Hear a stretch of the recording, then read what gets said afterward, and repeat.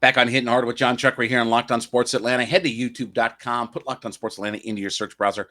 Find us there, hit that subscribe button, leave us a comment. Free and available on all your favorite podcast platforms, including Spotify and Odyssey. 5-star review us there as well. And of course, follow me on my personal Twitter page at JMCH316. I was looking through Pro Football Focus's list of the 50 best players in the NFL right now. Now, to be fair, they still have the top 10 that they have to do, but they've gone 50 through 11 thus far. Ask me what is not on their list so far in 50 through 11. What do they not have? There's no Falcon players. Nobody on the Falcons has made either 11 through 50 on their list. Now, I have not seen the top 10. Maybe A.J. Terrell, they look at as a top 10 player. They do have Jalen Ramsey on their list. And right now, Jalen Ramsey, comes in at number 14.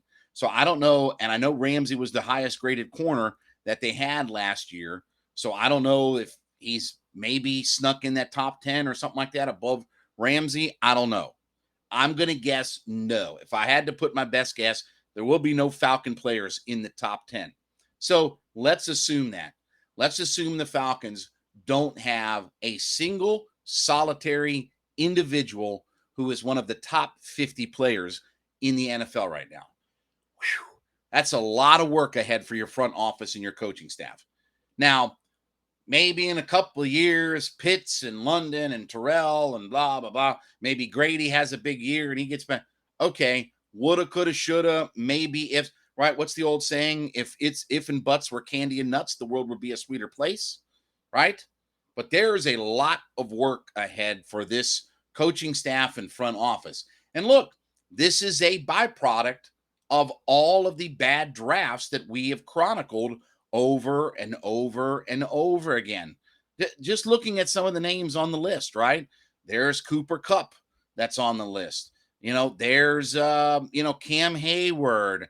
There's, going through. There's Burrow, Debo. Oh, there's Micah Parsons. Geez, he's on the list. Shocking. Is that a guy we could have had? Vita Vea. Oh, look, there's my buddy Tristan Wirfs. Could, anybody made a run at him? Or, again, all of these guys that these teams have drafted and developed. It's not just all the old guys. It's not just the Matt Ryans and the Aaron Rodgers and the Tom Brady's. No, it's all these young guys that are on the list. How many years Parsons got in the league? 2? This is his second year? How many years has Wirfs got in the league? This is third? This byproduct of all of the bad drafts and why we're at. And again, it goes back to the idea of it's great to have all this money. Yay, we're going to have cap space and all that kind of stuff. You have to draft and draft well. That's where building the core of your team comes into, right? I mean, the vast majority of these guys, when I look at this list, are guys that their franchise have drafted. It's not, I left your team to go somewhere else. Burrow and Chase, drafted by the Bengals. Parsons, drafted by the Cowboys. Buccaneers drafted Wirfs, right? And on and on. Yeah, there are some guys. There are some guys that have moved around. Myles Garrett's on the list. The Bosa brothers are on the list. Okay, they're all with their original franchises. This roster has got a lot of work ahead of it. Now, I don't feel completely bad about the idea of some guys could develop and maybe we'll get some guys there. Okay, I have my questions. I wonder about how good some guys can be. But there's a lot of work ahead. And we'll talk more about this in just a second. But I want to talk to you about my friends over at Built Bar. Listen, we want you to go to Built.com today. Great new line of products that they got coming up. We always talk about the protein-infused marshmallow puffs, right? Those puffs. Man, they sent me some the other day. And I gotta admit, I'm not typically a s'mores guy, okay? I fully admit. I think s'mores are something for 9-year-olds, okay? So I'm not a big s'mores guy. But can I tell you that s'mores protein infused marshmallow puff, tremendous. It's a game changer. They also now have the coconut brownie chunk. Tried that as well. Fantastic. But I got to tell you, I love that s'mores puff. I got to admit, I'm hooked and I'm addicted to it. So look, coconut brownie chunk is their newest line that's out there. It's a limited time deal. We want you to go to Built.com and make sure to check that out. Don't miss out on that today. Going fast. Get your hands on some of these things. And look, here's what we got going on for you, okay? Bottom line, I want you to go put an order together at built.com, right? Go to built.com, use the promo code LOCKED15, LOCKED, the number 1, the number 5, LOCKED15, and you'll get 15% off your order. Promo code LOCKED15. I want you to go put an order together. I'm going to recommend you try the s'mores, and then hit me back up on my Twitter page at JMCH316 and tell me about how much you liked those marshmallow puffs, those protein-infused puffs that they have there, and especially the s'more. I'm telling you, you're going to love it. Go to built.com today, promo code LOCK15, and get 15% off of your order. Now, look, the reality is, and this is why a lot of people think that the Falcons aren't going to win very many games. Look, I'm an optimist for it, right? I believe in Arthur Smith. I kind of believe in Terry Fontenot now. Okay, I'm more on his side than I was a year ago with some of the moves and things like that. But it doesn't change the fact that they have a lot of work ahead of them, that there is a lot that they have to build. And they really do have to sort of rebuild this roster in a lot of ways.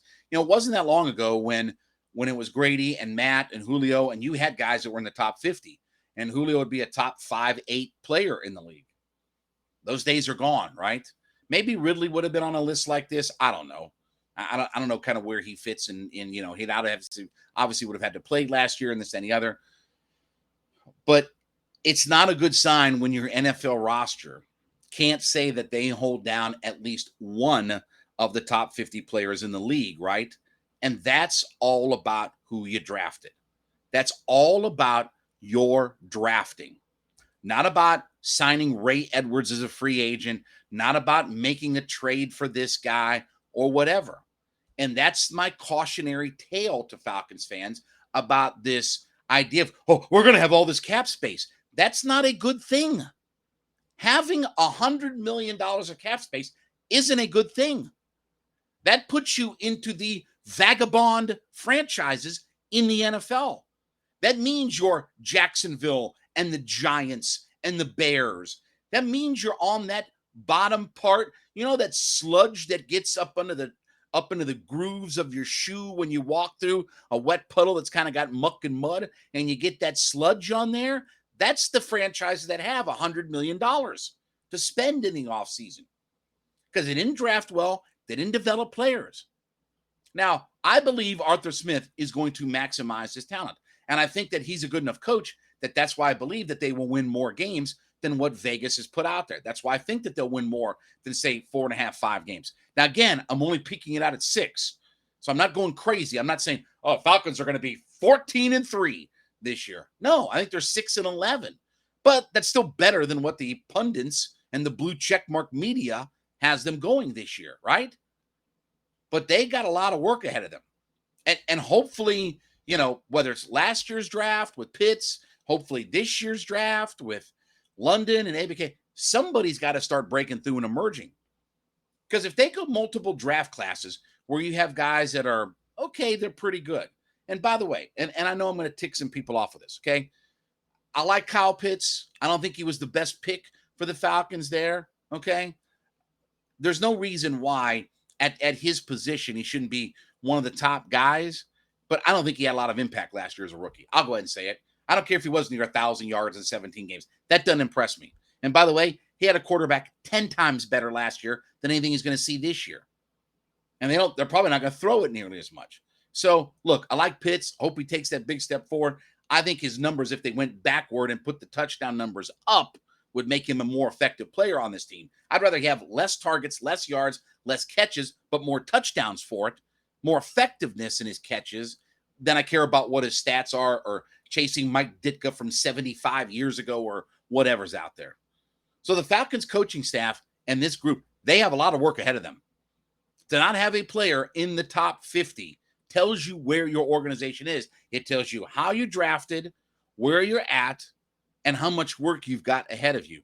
Hopefully, this is a year where we look at these past 2 draft classes in the Terry Fontenot, Arthur Smith regime and start to feel confident that they got something out of these guys.